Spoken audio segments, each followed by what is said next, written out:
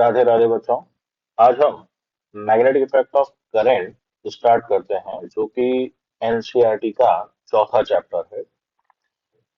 इसको समझने के पहले हम इसका थोड़ा सा इंट्रोडक्शन और थ्योरी पार्ट्स पढ़ते हैं, क्योंकि डायरेक्ट न्यूमेरिकल्स करने से ये उतना क्लियर नहीं होगा। तो बहुत समय पहले ऐसा माना जाता था कि इलेक्ट्रिसिटी और मैग्नेटिज्म दोनों अलग अलग हैं और इनका आपस में कोई रिलेशन नहीं है। ठीक है। भले ही ये 2000 सालों से भी ज्यादा टाइम हो गया कि हम इलेक्ट्रिसिटी और मैग्नेटिज्म के बारे में जानते थे, लेकिन इनको सेपरेट माना जाता था। इवन ऑरेस्टेड वगैरह ये जो साइंटिस्ट थे, ये यही प्रूव करने में लगे हुए थे कि भाई ये किसी भी तरह से आपस में कनेक्टेड नहीं है। ठीक है। उन्होंने ऐसे एक्सपेरिमेंट्स भी किए कि करंट कैरिंग वायर के पास में रखी हुई मैग्नेटिक निडल में कोई डिफ्लेक्शन नहीं आया। अब सोचना ये है कि भाई मैग्नेटिक निडल जो है वो क्या करती है। वो खुद को मैग्नेटिक फील्ड के अलाइन करती है।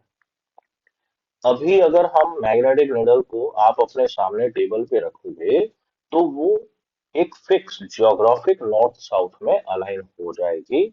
इसका मतलब ये है कि उसने खुद को अर्थ के मैग्नेटिक फील्ड के अलाइन कर लिया। ओके। अब जब ऑरेस्टेड ने एक्सपेरिमेंट किया, तो वो मैग्नेटिक निडल डिफ्लेक्ट नहीं हुई। इसका मतलब ये हुआ कि उनके एक्सपेरिमेंटल अरेंजमेंट में जो मैग्नेटिक फील्ड डेवलप हुआ करंट कैरिंग वायर की वजह से, वो अर्थ के मैग्नेटिक फील्ड के पैरेलल रहा होगा। ठीक है। तो दोनों मैग्नेटिक फील्ड सेम डायरेक्शन में रहे, तो इसलिए कॉइल ने भी, सॉरी, मैग्नेटिक नीडल ने भी कोई डिफ्लेक्शन नहीं बताया। ठीक है। बाद में क्या हुआ, उनका एक्सपेरिमेंटल सेटअप डिस्टर्ब्ड हो गया और उनको करंट कैरिंग वायर के पास में रखे हुए मैग्नेटिक निडल में डिफ्लेक्शन मिल गया।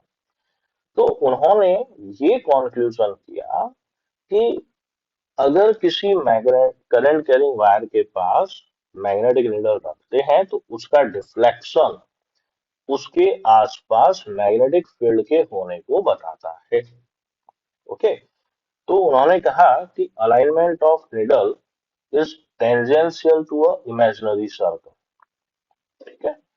तो अब उन्होंने इमेजिनरी सर्कल कैसा कहा कि भाई अगर करंट जो है परपेंडिकुलर आउटवर्ड, मतलब यहां से करंट आपके चेहरे की तरफ आ रही है इस वाले में, और इस वाले में करंट जो है वो इस पेपर के परपेंडिकुलर अंदर की तरफ जा रही है। तो जब करंट आपकी तरफ आ रही थी, ठीक है ना, मतलब इस स्क्रीन में से आपके चेहरे की तरफ आ रही है, परपेंडिकुलर आउटवर्ड आ रही है, तो ये देखिए अलाइनमेंट सभी निडल का इस तरह से रहा। और जब हमने करंट की डायरेक्शन को चेंज कर दिया, तो मैग्नेटिक निडल का अलाइनमेंट चेंज हो गया। ओके। अब परपेंडिकुलर आउटवर्ड को डॉट से बताते हैं और परपेंडिकुलर इनवर्ड को क्रॉस से बताते हैं, और ये अलाइनमेंट जो है एक सर्कल के टेंजेंशियल रहा। अगर हम यहां से करंट को बंद कर देते हैं, करंट हटा दिया जाए, तो सभी निडल्स का अलाइनमेंट ऐसा हो जाता है। मतलब वो अब सब जियोग्राफिक नॉर्थ साउथ डायरेक्शन को रिप्रेजेंट करते हैं। तो अगर यहाँ पे करंट नहीं है, तो ये जियोग्राफिक नॉर्थ साउथ को रिप्रेजेंट कर रहे हैं बच्चे, जो अर्थ का मैग्नेटिक फील्ड है। लेकिन इसके बीच में कोई करंट कैरिंग वायर, भले अब उसमें करंट आपकी तरफ आ रही हो या इनवर्ड जा रही हो, ऐसा होते ही इनका अलाइनमेंट इस तरह से चेंज हो जाता है। अब ये अलाइनमेंट किस पे डिपेंड करता है? पहली बात तो करंट आपकी तरफ आ रही है या इनवर्ड जा रही है, उस पर डिपेंड करेगा, मतलब करंट के डायरेक्शन पे डिपेंड करेगा। करंट के मैग्नीट्यूड पे भी डिपेंड करता है। करंट का मैग्नीट्यूड जितना ज्यादा है, ये अलाइनमेंट उतना अच्छे से आपको दिखाई देगा। तो alignment is noticeable when current is large and needles are closer to current carrying wire. जैसे जैसे आप निडल्स को दूर लेके जाएंगे, ठीक है, तो वो अर्थ के मैग्नेटिक फील्ड का इफेक्ट ज्यादा होने लग जाएगा, वायर का इफेक्ट थोड़ा कम हो जाएगा। अगर हमने करंट के डायरेक्शन को रिवर्स किया तो निडल का ओरिएंटेशन भी चेंज हो जाता है बच्चे। डिस्टेंस वायर से बढ़ाएंगे, डिफ्लेक्शन घटेगा। डिस्टेंस वायर से कम करेंगे, डिफ्लेक्शन बढ़ेगा। अब हमने करंट कैरिंग वायर के चारों तरफ अगर लोहे का बुरादा स्प्रिंकल कर दिया, आ, रख दिया, तो वो अपने आप इस अरेंजमेंट में सेट हो जाता है, कॉन्सेंट्रिक सर्कल्स टाइप में। तो इन एक्सपेरिमेंट और ऑब्जर्वेशन से ऑरेस्टेड ने कॉन्क्लूड किया कि मूविंग चार्ज या करंट की वजह से मैग्नेटिक फील्ड डेवलप होता है स्पेस में।